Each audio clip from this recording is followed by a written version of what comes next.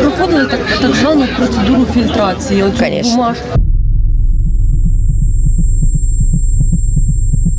Це просто фінальна крапка, в якій знищують українців, яких не вбив руський снаряд і не виявив виконавець зачистки. Солдат взяв мене за капюшона і почав мене тягнати і просто штовхати.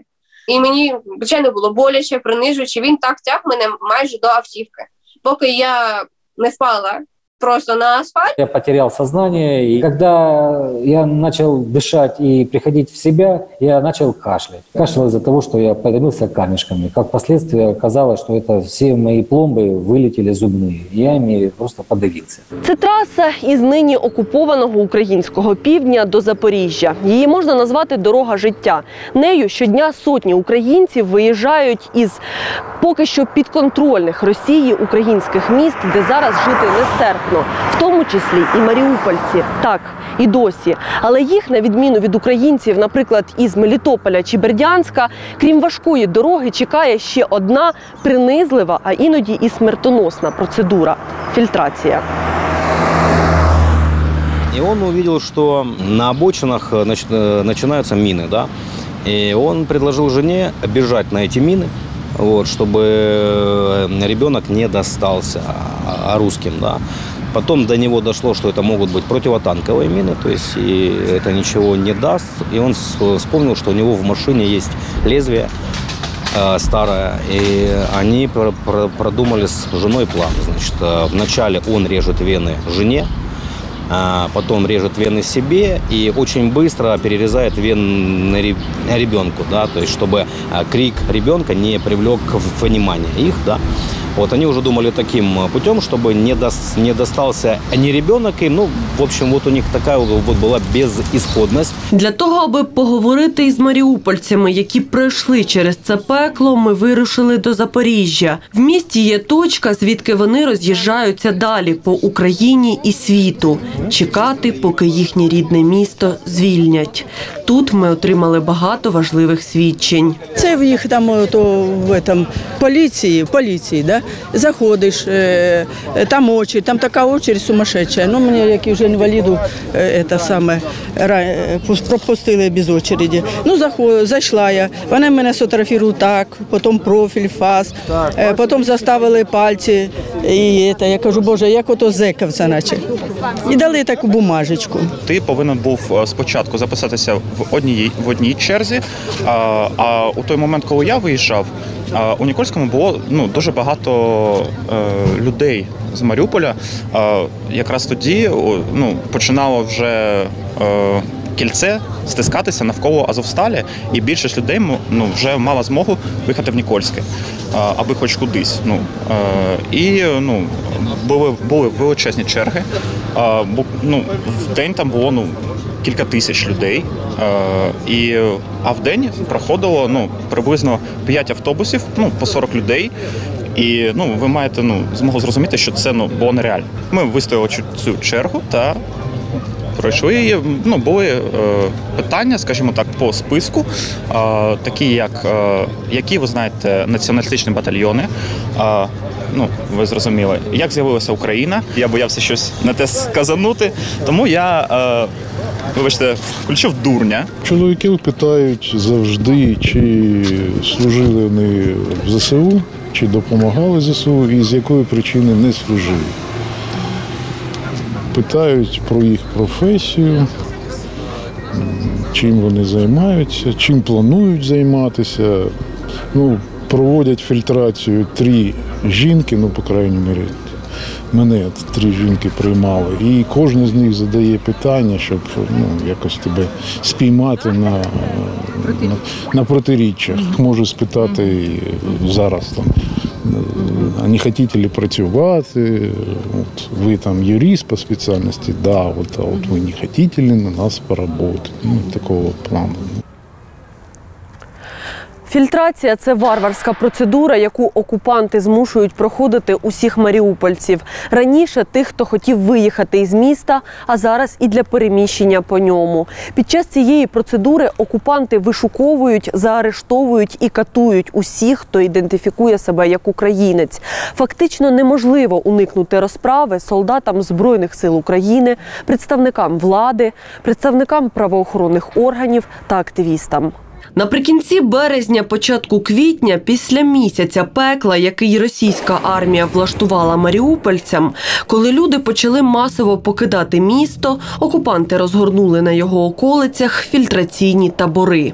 Ці табори нагадують сталінські концтабори, в яких в 20 столітті знищували українців лише за те, що вони українці.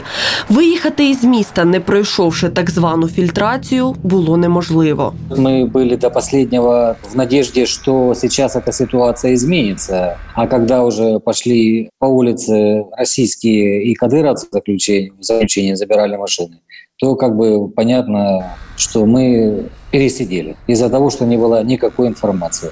Первый раз мы пробовали выехать вдоль завода «Азовсталь». В сторону Запорожья такая была мечта, идея выехать. Но как только мы собрались и под канонадой, я с ребенком, с женой и мамой, отец остался в Мариуполе, в моем доме. Я его эвакуировал с родительского дома, разбитого, и он ранение получил. Мы искали возможности, как поехать, как оттуда уехать, потому что уже не было понятно, где громко, где тихо. Мы стали в колонну и быстро-быстро выехали по местности той, которую я визуально знал, но это никогда не ездил. И нас везли по полям, опять вот эти вот, как называются, они блокпосты. Мы приехали безопасные. И там большая вдоль трассы вот это вот. Там отстояли очередь, стояли в очереди, записались. На этой очереди там можно было стоять 3 недели, можно было 4 недели. Там много людей знакомых, понятное дело. Виїхати чи вийти із Маріуполя без фільтрації вдавалось лише тим, хто зробив це до кінця березня. Далі окупаційні війська разом із своїми сателітами із невизнаних ЛДНР облаштували табори в 3 селах в бік виїзду до вільної України – Мангуші, Ялті і Нікольському, та 2 у бік окупованих територій – Безіменному та Козацькому. Яків, ім'я якого змінене з міркувань безпеки, із родиною виїжджав саме через Безіменне. Простояли мы там 2 суток. Это была трасса. Трасса идет, само Безыменное, это поселок, который прорезает трасса, которая выходила, которая идет на Новоазовск, с Новоазовска на границу и Таганрог. И получается, они так расположились, что раньше там был детский садик, и с этого детского садика они сделали детский притулок. Туда можно заходить с детьми, эти нянечки там и так дальше.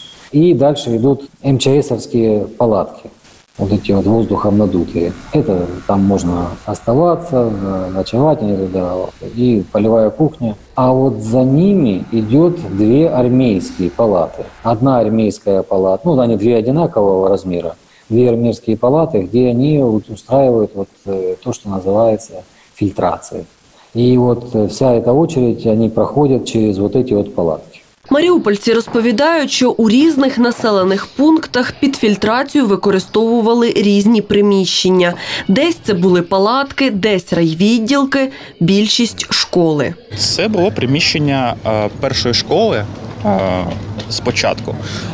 Сама фільтрація проходила в міському райвідділку. Ось. В кабінеті там було 2 чоловіки. Перший в тебе там дивиться телефон, другий тебе опитує. Меня поставили в льготную очередь, так сказать, там, где дети, с левой стороны. А с правой стороны основная очередь. Она отличалась, конечно, там колоссальными, просто 1000, там десятки машин. Я остался в машине, а моя семья пошла в палатку. И в этой палатке они находились до утра, учитывая то, что еще и ребенок болел до этого, он в Мариуполе заболел из-за того, что не было тепла. Кто-то подсказал, что идите в детский садик, и в детском садике там тепло, Там не так, там можно, там теплая еда и все остальное. Людей пропускали через дві черги – основну і пільгову. В пільгову потрапляли старі і люди з маленькими дітьми. На второй день там был ажиотаж какой-то. Сказал один из военных: заезжайте сюда, что ты стоишь здесь с ребенком, блин, ты что не могла раньше сказать, заезжай. Вроде там какой-то контакт визуальный произошел между женой и этим военным. Я его лицо запомнил. Так вот, когда мы заехали, направо повернули, и она пошла, куда и все ходили, в большую именно палатку. Она зашла туда. Я стоял, ждал, когда, думаю, сейчас и меня туда пригласят. Значит, меня туда не пригласили. Я сразу пошел в правую палатку. Там были офицеры, они под микроскопом разглядывали. И вот туда я попал, и я зашел, с ними начал было разговор вести о том, что я с Мариуполя, сколько там дней, и сейчас я с семьей выезжаю, меня встретит родственник, и я получу медицинское образование, какую-то помощь ребенку. Вот такая цель моего визита. Ну, это все как бы, не особо это все было в штатном режиме, когда они услышали профессиональную деятельность, где что, они заинтересовались. Я привлек їх внимание к себе. Дружину маріупольця допитували представники так званої псевдореспубліки ДНР, а його, каже, російські кадрові військові розвідники. Через какое-то время я услышал знакомый голос, это была моя жена, которая уже паниковала. Она объясняла, что она не такая, там, что все вот эти формулировки, которые они применяют, мало к ней относятся. Ну, о том, что она бандеровка, о том, что она фашистка, тварь, сука, ну, вот так дальше. А причина это то, что когда заходишь в эти палатки, отдаешь свой телефон, они имеют программы, и все удаленные с мессенджеров сообщения эта программа восстанавливает. Восстанавливает очень быстро. Именно то, что ты стирал предметно. Это у меня нашли очень быстро. И нашли у жены подтверждение оплаты. Підтримка армии. Заскочила вот это вот в форме особа женская. Вот. И она тогда кричала фашистка, и она говорила, что дай сюда ребенка. Ребенка отдай мне. Значит, смотри, у тебя есть два. Либо ты подписываешь, это она кричала мне, потому что жена выла. Скажи, объясни, что по тебе вообще решен вопрос. А у нее есть вариант, что если она подписывает отказ от ребенка, то она освободится, и у нее есть шанс его найти. А если она не подписывает, то никакого шанса нет. Ну и, соответственно, я это все, не то что наблюдаю, я просто не могу понять в реалии этих событий всех.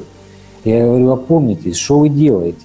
Окупанти відновили повідомлення з телефонів з допомогою спеціальної програми.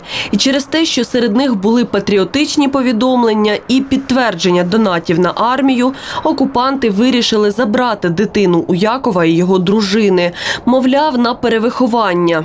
Бо до родини росіяни приклеїли брехливий ярлик «нацисти». Їм погрожували розправою. Наступна інформація буде озвучена вустами волонтера, який і розповів нам про Якова. Бо чоловік попросив нас не змушувати його озвучувати те, що він збирався зробити, коли окупанти вирішили забрати у нього дитину. Им сказали с женой четко, что мы у вас забираем детеныша. Их послали с супругой к машине, чтобы они взяли там вещи детеныша, да, и отдали ребенка вместе с вещами вот в этот детский дом. А дело все в том, что вот в Безыменном, возле этого фильтрационного лагеря, есть бывший детский садик. И они на базе этого детского садика уже сделали детский дом для детей, которых они забирают вот у родителей, которые попадают в тюрьмы Еленовка, Макеевка, вот в эти все, да. И вот они пошли к машине вместе с ребенком за вещами, и у них не было даже мысли отдавать ребенка им, да. Он рассказывает мне, этот мужчина, что он тут же начал продумывать планы, что им делать дальше. И он увидел, что на обочинах начинаются мины, да. И он предложил жене бежать на эти мины, вот, чтобы ребенок не достался русским, да.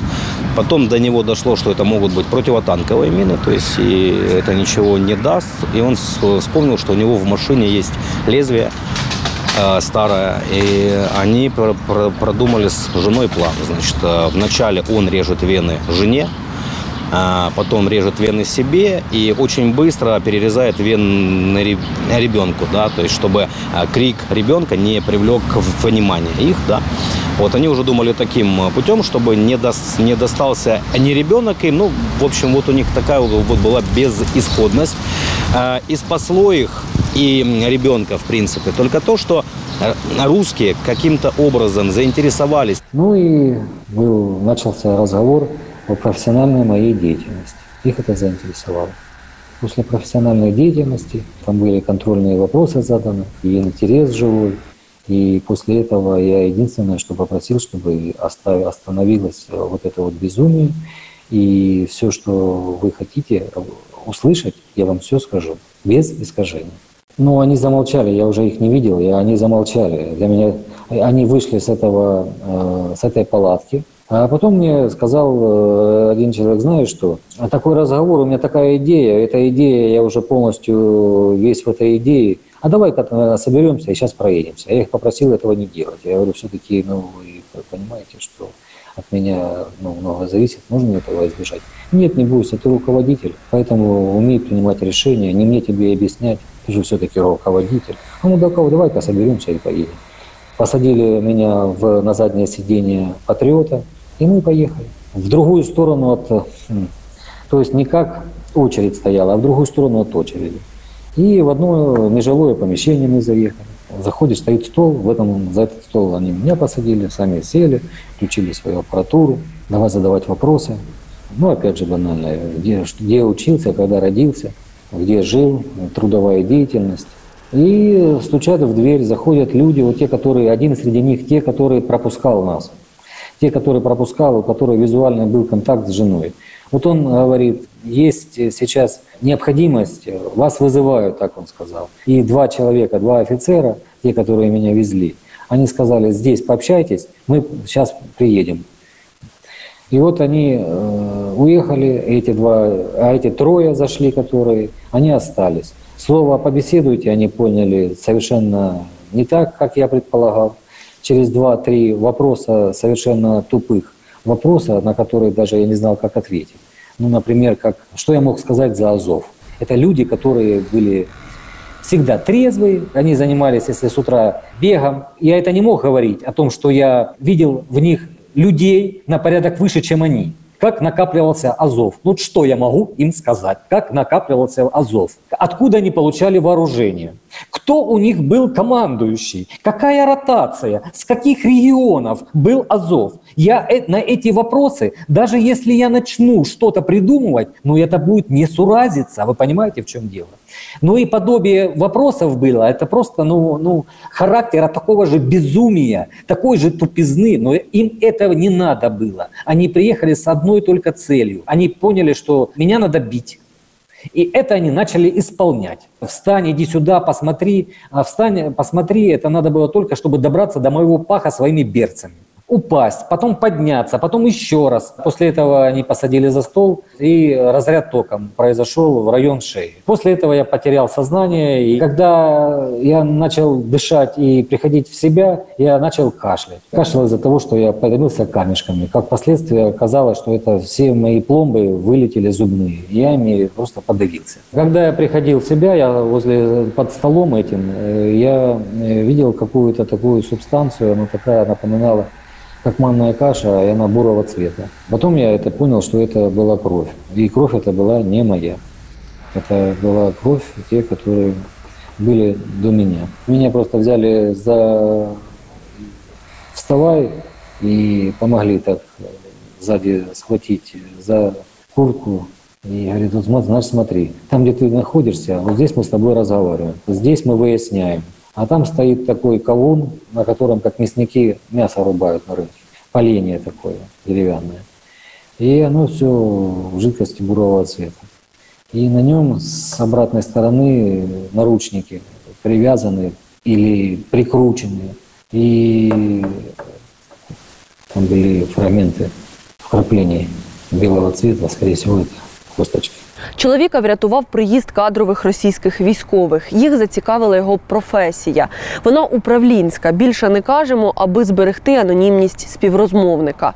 Вони вирішили, що хочуть, аби Яків повернувся в Маріуполь і співпрацював там з ними. Але дозволили вивезти дитину на лікування в Росію. Звідти сім'я виїхала на територію ЄС. Чоловіку ще довго дистанційно погрожували.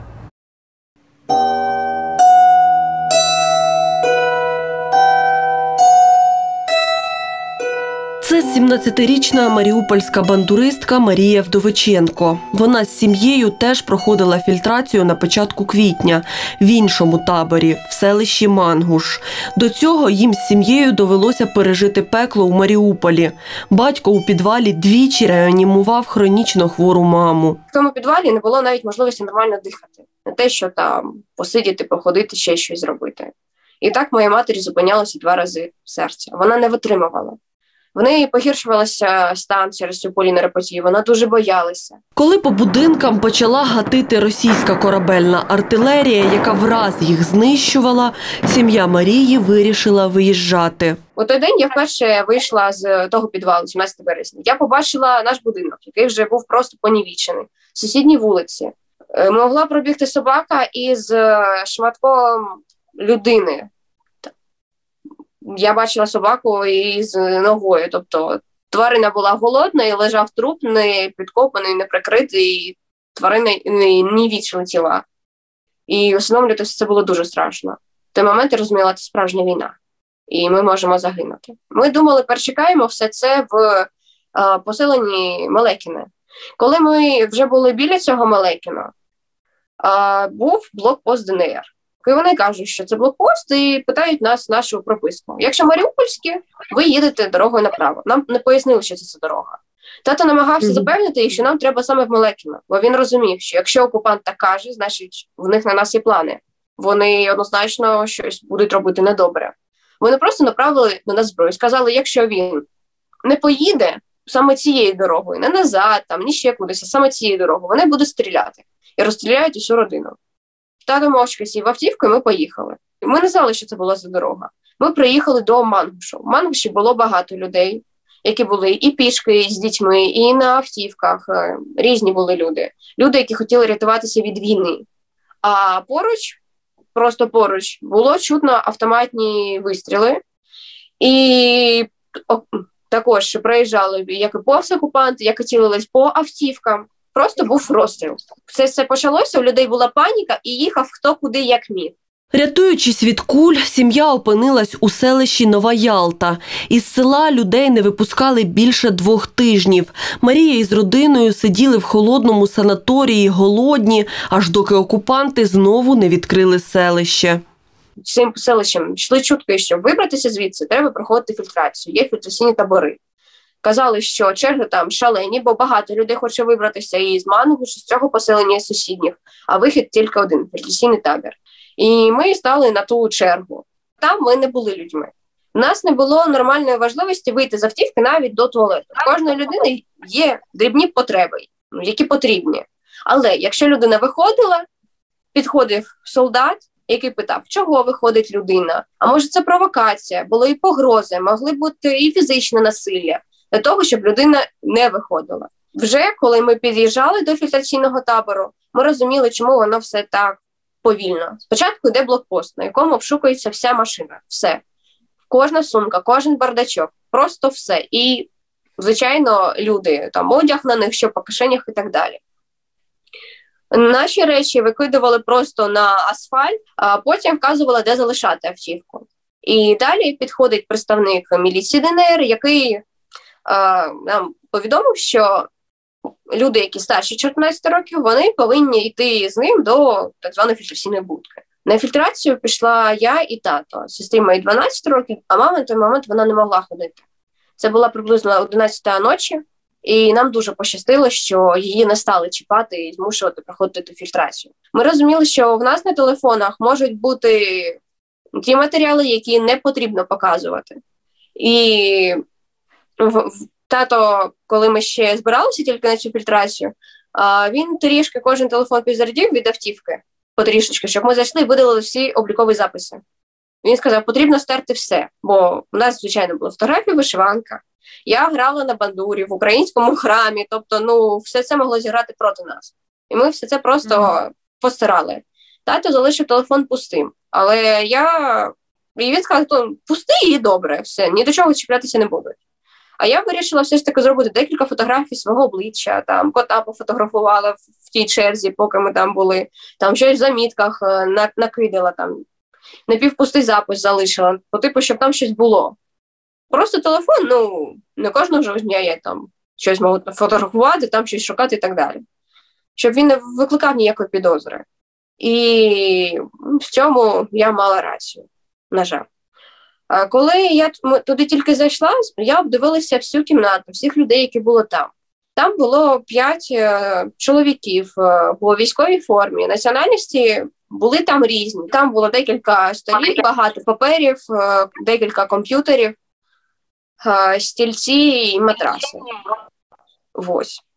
І спочатку у мене взяли документи, їх відсканували, а потім брали телефон на перевірку, і повинен був починатися допит. На той момент окупанти у Мангуші перевіряли тільки те, що було фактично збережено в телефоні. Коли мені ставили питання провокаційного характеру по типу що там, яка в тебе національність? Я розуміла, якщо скажу там, що я українка, там може початися якесь цькування за це. Я на це просто протягла документ, в мене є свідоцтво про народження. Така книжечка невеличка. Я цю книжку протягла. Там написано, що таке. Я намагалася мовчати. Я робила вигляд, ніби я якась там тупенька, напівглуха, там ще якась. Я намагалася не йти з ними на контакт, не розмовляти. І під час цього всього були цькування. Потім просто перейшли на зовнішність. Казали і принижували, хто такою мене зробив, яка я недолуга дівчина, там, нерозвинена і так далі. І під кінець воно все переходило саме на гендерну ознаку і приниження саме як до дівчини. Я не знала, нащо це робиться, чому мене принижували, чому обговорювали між собою мою зовнішність, хоча здавалось би, нащо. Фільтрація – це виявлення, як вони казали, фашистів. І потім вони прийшли до висновку, що я не дуже маю гарний вигляд, і далі, може, будуть симпатичніші жінки. І я просто стояла в цей момент, мовчки слухала і намагалася не дивитися ні в очі, ні роздивлятися далі кімнату. Просто дивилася в підлогу і чекала, що буде далі. І під все це мені все ж таки видали ту довідку, бо я нічого не сказала. З мене, воно просто прогаяли на мене свій час. І я вже мала виходити. Забрала телефон, документи, і мене виштовхали саме фізично сили. Саме з цієї кімнати солдат взяв мене за капюшона і почав мене тягнати і просто, штовхати. І мені, звичайно, було боляче, принижуючи. Він так тяг мене майже до автівки. Поки я не впала просто на асфальт, я вже не могла триматися на ногах. Той чоловік, він був значно фізично сильніший за мене. І я не стала гаяти часу, поки він сміявся під час всього цього, там, намагався, жартував, йому було смішно. Людям, які там стояли, то не люди просто. Такі ж самі солдати, дорослі люди, може в них є діти, там, не знаю, там ще хтось там. А вони з цього сміються. І я побігла до нашої автівки, вона була не закрита, і сіла. Батька Марії на фільтрації тримали значно довше, а родина чекала на нього в автівці. Причиною, чому його так довго тримали, став порожній телефон. Як потім розповідав тато, в нього так само брали документи, відскановували. Так як він чоловік, його примусово змушували роздягатися. Було холодно і навіть там, але його роздягали. Під час половини допиту він також був без одягу, поки його там роздивлялися. Питання були найрізнішого характеру. Починаючи з особистої інформації, з документів, і далі, де приходив службу, 18 років, основний призов, ким працював, яка освіта, а чому так, ким він є зараз, які в нього плани, куди він їде, звідки він їде, як він жив, а чи є в нього знайомі з армії. Навіть були такі питання, яку літературу він читає. Там також було багато людей. Тато не пам'ятає, скільки їх там було, але людей там було багато. І вони ходили навколо нього, тицяли в нього зброєю, могли штовхати, могли сіпати за одяг, за руки, продивлятися обличчя. І під час цього продовжується допит. Ось це йде, і йдуть питання, в яких йому навіть йде підсказка, що він має сказати, в яких обвинуваченнях він має признати себе і просто погодитися з цим, так, що він фашист, там він проти їхнього режиму, він не признає цих захисників, які прийшли нас визволяти, і так далі. Які штовхання тато терпів. Але коли перевіряли його телефон і зрозуміли, що він повністю пустий, перевіряють вручну історію пошуку, галерею, Ютуб, соціальні мережі, смс-ки, все перевіряють. І, пустий телефон. Вони почали на нього ще більше кричати, ніби він хоче виставити їх дурнями. Він гаїть їх час, і його почали бити. Сильно. Удари були не тільки по кінцівках. Коли він впав, був удар ногою по грудях, він тоді ледь перестав дихати просто. Але він ще розумів, що навколо нього, він намагався підводитись, бо його б'ють, і він падає. І починають бити ще за те, що він падає.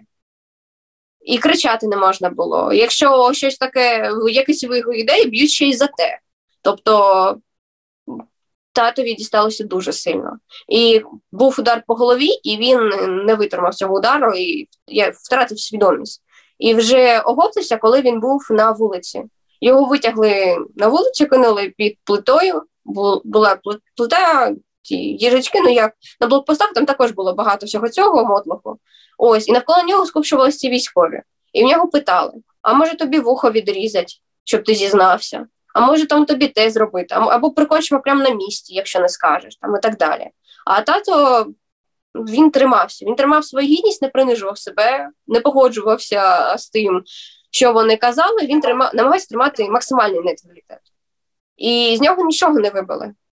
І під усе це йому видали все ж таки довідку, що він пройшов фільтрацію, і повернули його речі. І до автівки його тягли так само. І коли тато сів в автівку, сказали, що ми маємо рухатися на Бердянськ. Іншої дороги в нас нема. І сказали, що світло не можна вмикати ані фар, ані в кабіні. Коли під'їжджаєте до блокпосту, світло в кабіні. Якщо щось з цього порушують, то вас розстрілюють. Родина кілька діб їхала до підконтрольної Україні території, до села Оріхове в Запорізькій області. На півдорозі батько Марії, який був за кермом, через побиття почав втрачати зір. Він і досі не повністю відновився. Бореться із наслідками російських злочинів і матір дівчини. Родина збирає гроші на лікування.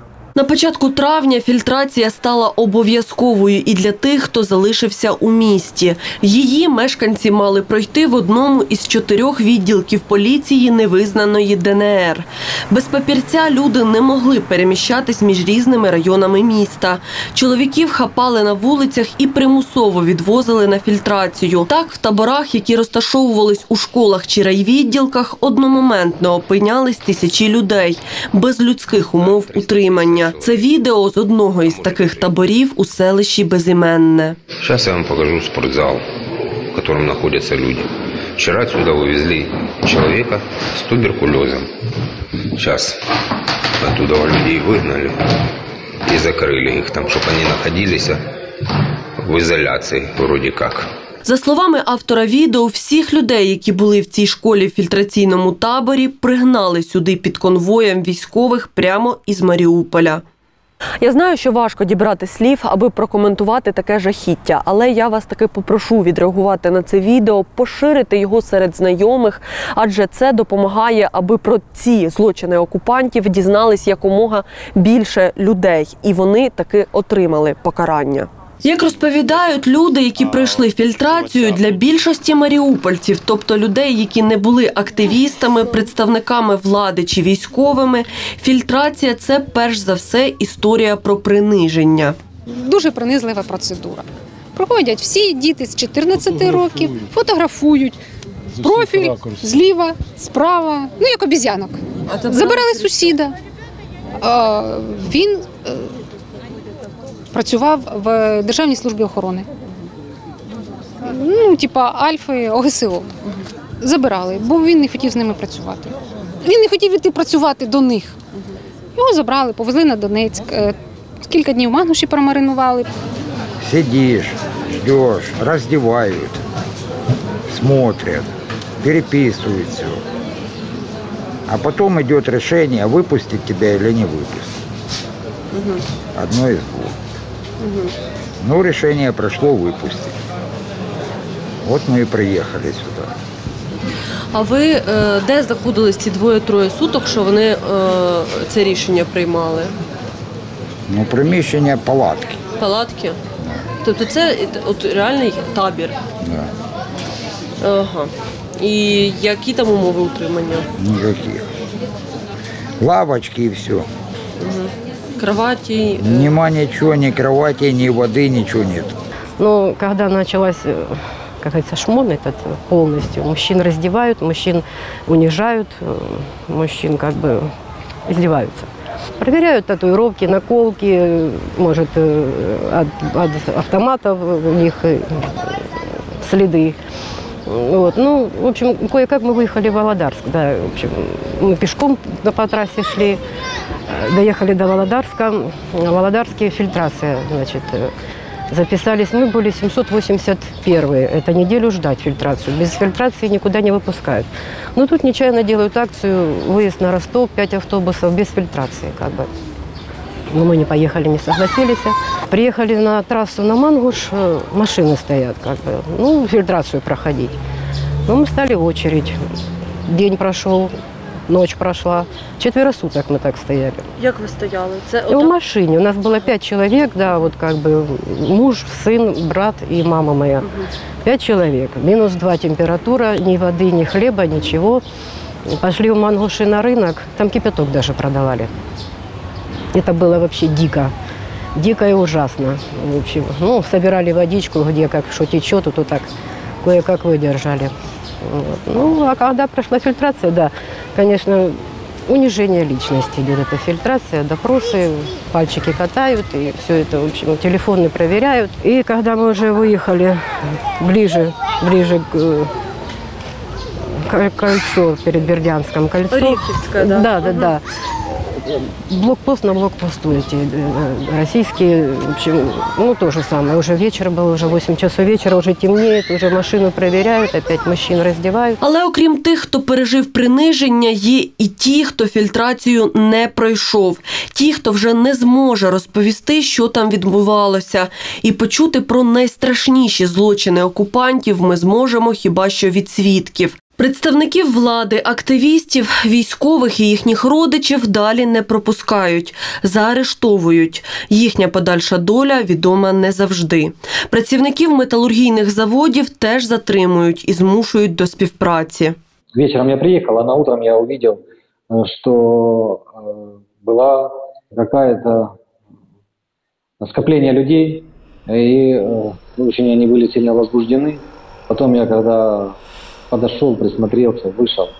В общем, и мне соседи по очереди рассказали, что вычислили военного украинского. Все, кто был в палатках, вот эти вот силовики, каждый бросал свою работу, выскакивал и должен был бить этого человека, который уже валялся на земле. И сначала он стонал, а потом он просто перестал показывать признаки жизни.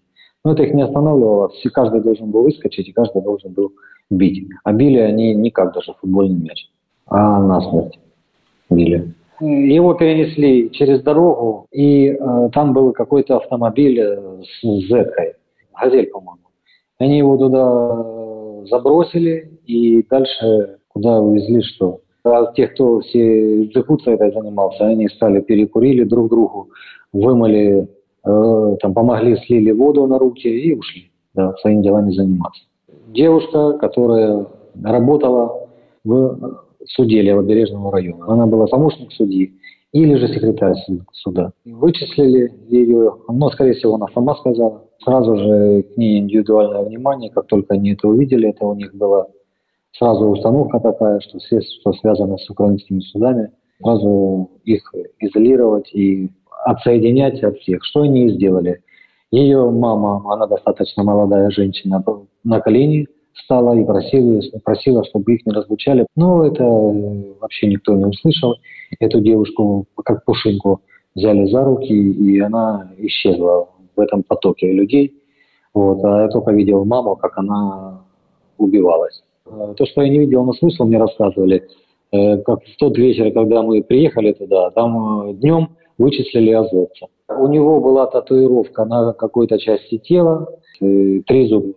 Они вычислили, что он был, я так понял, что он был в национальном корпусе Азов, даже не азовец, а в национальном корпусе. И они его татуировку срезали и его забивали до смерти. І судьба його дальніша нікому не звісна. І, наприклад, для мене було незрозуміло. Тобто, людей мало стояло в черзі біля фільтраційної будки цієї, а автівок, які були вздовж того забору, там декілька рядів, їх було багато, десь ті люди. І було незрозуміло, чому так. Автівок багато, а людей немає. І потім, як виявилося, коли ми там стояли, можна не пройти цю фільтрацію. Звичайно, перед самим процесом фільтрації ми простояли приблизно півгодини. Вони курили, розмовляли телефоном, могли до когось причепитися і як своїми жартами принижувати цю людину, яка чекає на ту фільтрацію. Вони обговорювали тих людей, як вони могли їх мучити, що вони могли робити. І розповідаючи так один одному, хто як в свою зміну, кого як розстріляв, явно це був не жарт. І коли стоїш, тиша і їхні ці розмови, розумієш, що ти можеш звідти не вийти. Були люди, які виходили, були люди, які, на жаль, залишалися там. Так, чоловік з дружиною, він зайшов, вийшов потім через деякий час сам, а про жінку йому кажуть на виході, вона не приходить, вона залишається тут. Йому не пояснили, що це означає, її чекати, що буде далі. І люди, які не чули про фільтраційний табір, це просто фінальна крапка, в якій знищують українців, яких не вбив руський снаряд і не виявив виконавець зачистки. Зараз невідомо, чи вдасться колись встановити, скількох маріупольців, похованих у братських могилах навколо міста, убив російський снаряд, а скількох коти вбили на фільтрації. Адже братські могили, зафіксовані на супутниках ці місяці, постійно приростали. Одна із них розташована в 2 кілометрах від місця, де відбувалась фільтрація у Мангуші.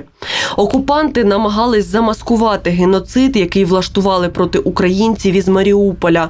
Але все ж свідки впевнені, що вбивці будуть покарані. Я зараз прийшла до висновку того, що хай краще вони мене бояться.